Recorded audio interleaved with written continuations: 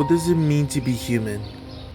Is it the side of us that makes mistakes and learn from them to make better choices? Is it the side of us that wants to feel emotions, happiness, sadness, anger, and joy? Is it the side of us that wants to nurture one another, to take care of others, and to be taken care for? Or is it the side of us that keeps secrets? A side of us we show to others because deep down we are scared of what others would think of ourselves. Allegory of the Cave is a story about 3 prisoners chained up to a wall and only being able to see shadows.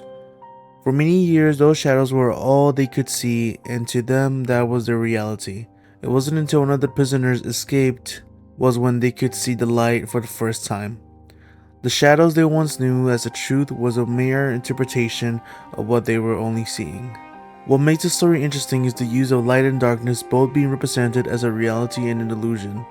But what makes one reality and the other an illusion of light and dark can only have different meanings to different people. In Plato's story, he believed that the light was truth because shadow would often obscure a person's vision and make things hard to see, thus blurring what reality really is. Plato's story will have an effect on other stories as well, especially ones that were shown to us at a very young age. Look, Simba. Everything the light touches is our kingdom. Wow. A king's time as ruler rises and falls like the sun. One day, Simba, the sun will set on my time here and will rise with you as the new king. And this'll all be mine? Everything. Everything the light touches. What about that shadowy place? That's beyond our borders. You must never go there, Simba. But I thought a king can do whatever he wants. Oh, there's more to being king than getting your way all the time. There's more? Simba. Each story has their own variation of making us believe that the light is good and that the shadows are bad. In Tenson's The Lady of Shalott painting, there is a poem that has mentionings of shadows.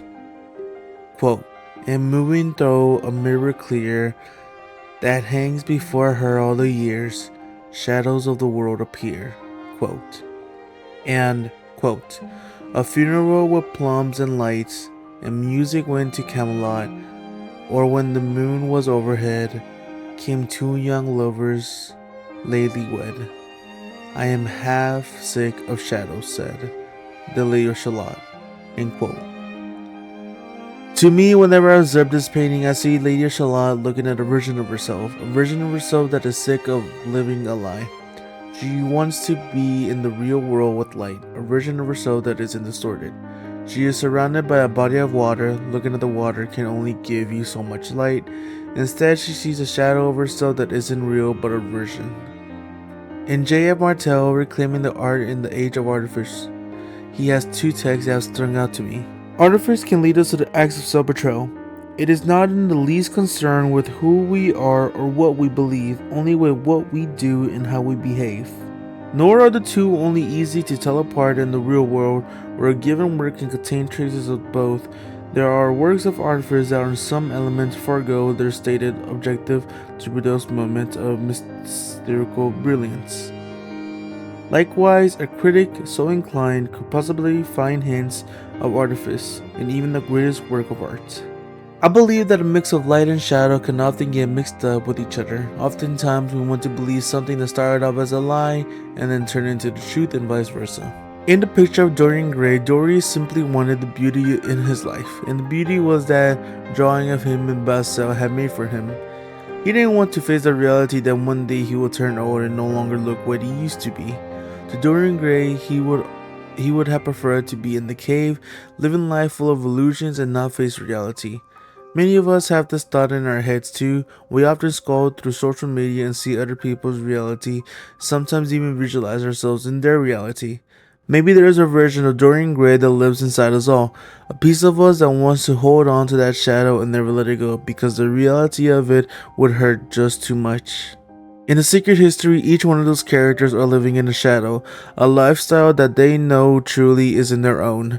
They fantasize their academic life that Professor Moreau has made for them by making his class super hard to get into, and he cuts off the students by making them only take classes with him. Professor Moreau's class is the cave, and the students don't realize it until it's too late.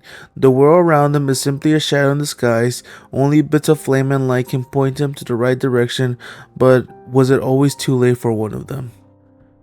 It seems to me that the light and shadow could have different meanings at different points in our lives. The light has often been shown as the truth, and with how stories are often told, the light has been what our reality is, or original reality.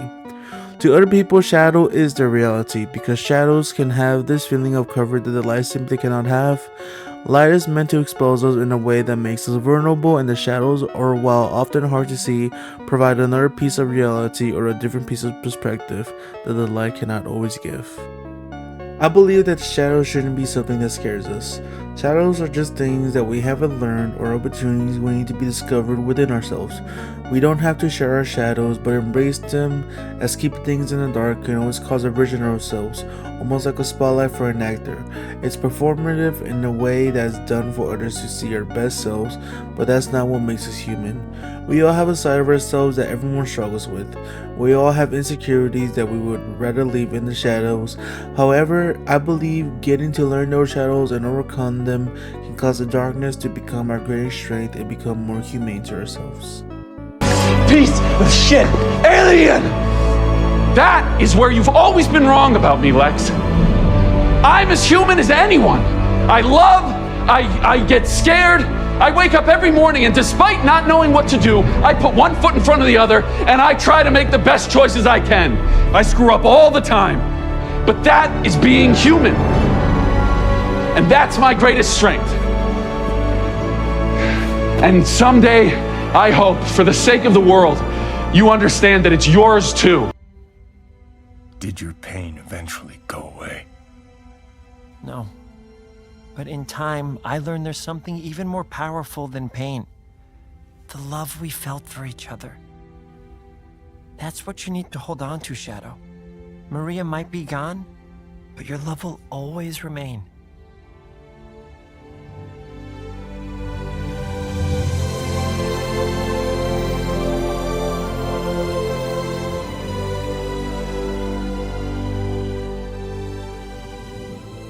The light shines even though the star is gone.